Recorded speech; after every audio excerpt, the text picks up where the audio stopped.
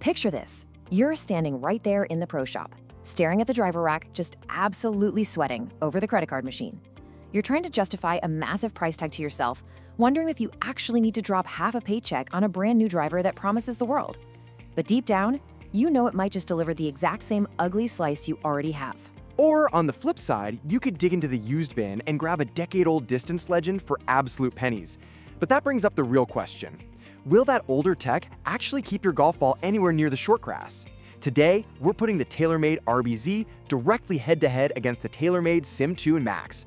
We're gonna find out if modern engineering actually beats out raw, old-school speed. Welcome to Golf Gear Showdown. We put golf gear head-to-head so you can pick the right winner for your actual game, not just the club that looks the coolest in a slick marketing video. We literally see this exact shop scenario every single day out on the course. Average golfers are constantly caught in this tug-of-war between the hype of a shiny new toy and the reality of their own swing. The brands love to show you glossy videos with perfect lighting featuring tour pros swinging at 120 miles per hour.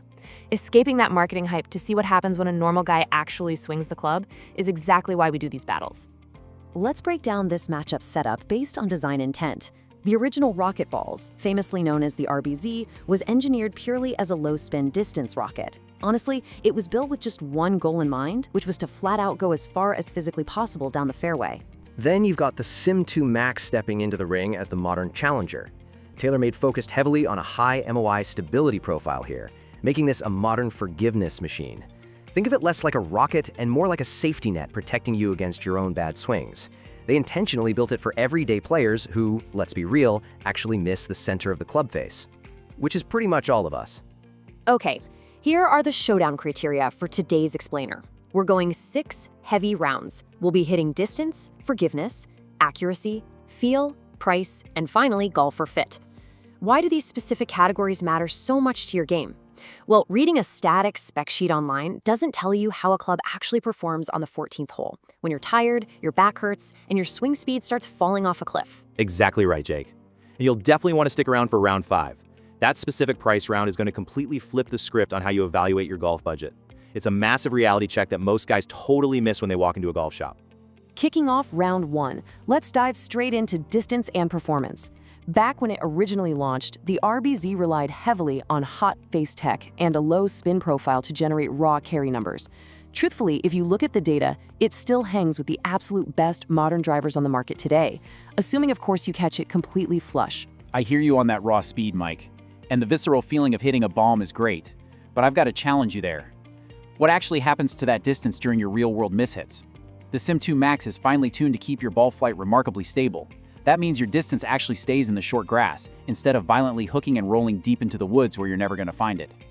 Okay, that's a very fair point. Most golfers report the RBZ as a distance monster, but only if you center it. Because of that raw, undeniable speed on a pure dead center flush strike, I have to hand the round 1 crown to the old school legend, the RBZ. I can accept that, sure, but only for those low-spin purists who actually find the center of the face consistently. When we factor in the frustrating mishits we all make on the course, the SIM2 Max closes that distance gap remarkably fast. Moving straight into round 2, we tackle forgiveness. This is exactly where the matchup swings hard in the other direction. The SIM2 Max features a face design built specifically for high MOI. Catch it a little thin or off the toe, and believe me, as a 15 handicapper, I know plenty about terrible toe strikes. This driver is going to immediately bail you out. You don't get that horrible, stinging vibration traveling all the way up the shaft into your hands. Meanwhile, the RBZ is a distance club first. Forgiveness was definitely a secondary thought back in that era. If you miss the sweet spot, your ball speed drops rapidly, and your shot veers offline even quicker. The data shows a huge drop-off on heel and toe strikes.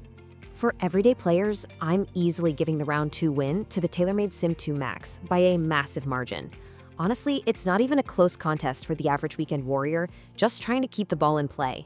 Don't click away just yet, though. What we're about to reveal in round 3 regarding accuracy is something everyday golfers misunderstand completely. Finding out this secret might just explain why you continually miss fairways even with a brand new club in your hands. All right, round 3 brings us to accuracy and control.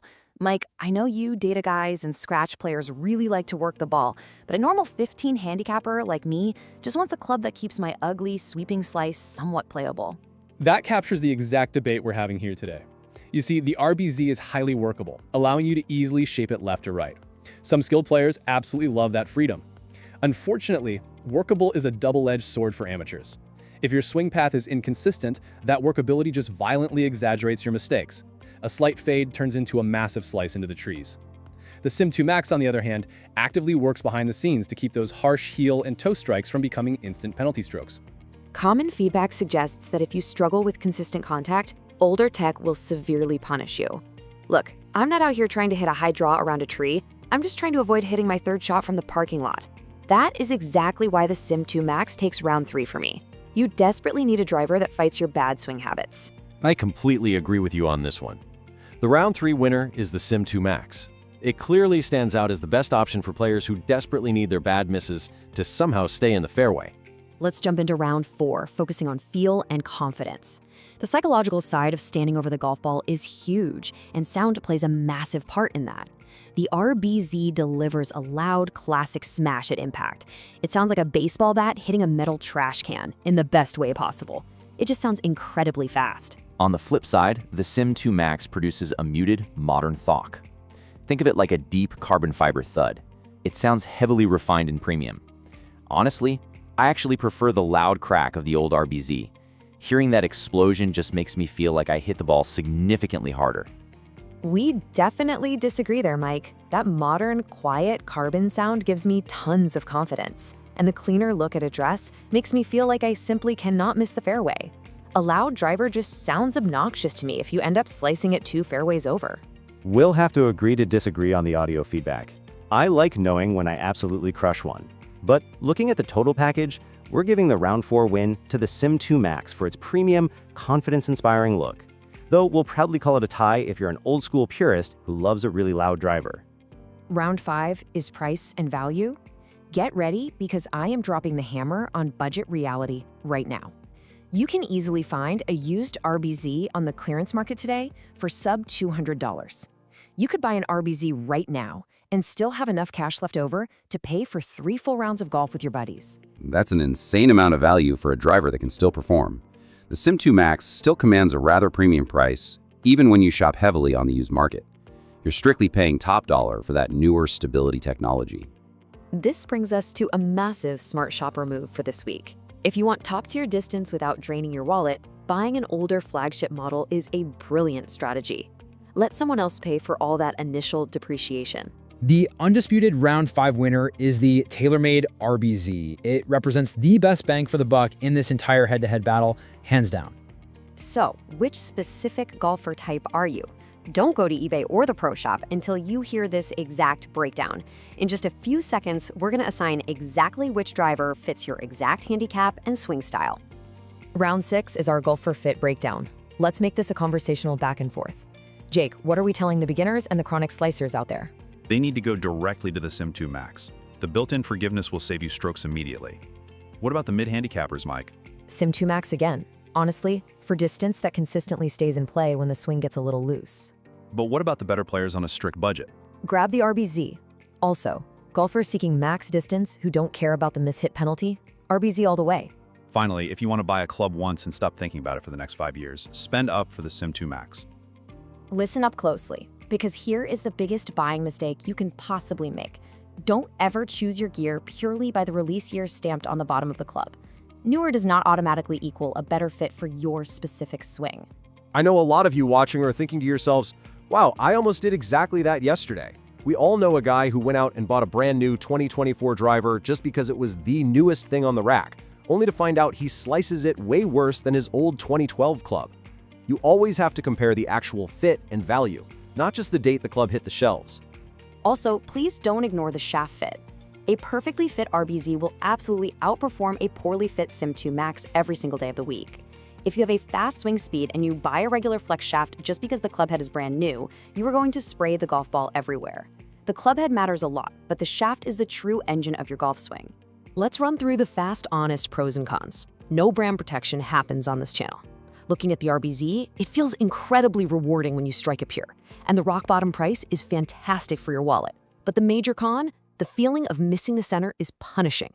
It is noticeably less forgiving on those bad off-center hits. Looking at the SIM2 Max, the pros include that massive forgiveness, the high MOI stability, and a premium feel that just oozes confidence at address. The main con is obviously the much higher price tag you still have to pay, plus it's slightly less workable if you actually enjoy shaping your shots on purpose. Here are the final verdict winners broken down by category. Best overall undeniably goes to the SIM2 Max. It also takes the clear win for beginners, mid-handicappers, and anyone prioritizing maximum forgiveness off the tee box. The RBZ officially takes the crown for best value, best on the used market, and best for distance purists on a very tight budget. There is no single magic club out there. Remember, matching the right tool to your actual swing is the only genuine way to consistently lower your scores out there. It really makes you wonder, though, if a 10-year-old club can still compete head-to-head with today's premium giants. Are we paying for true innovation or just a really good paint job? Think about that next time you pull out your wallet. What's your current handicap and which driver is your personal pick? Drop a comment below right now. Let us know what you're currently playing and what your typical bad miss looks like on the course. Next week, we're putting premium urethane golf balls head-to-head against budget options to finally see if spending $50 a dozen is actually worth it. Hit that subscribe button so you don't miss that battle. Keep it in the short grass, and we'll see you on the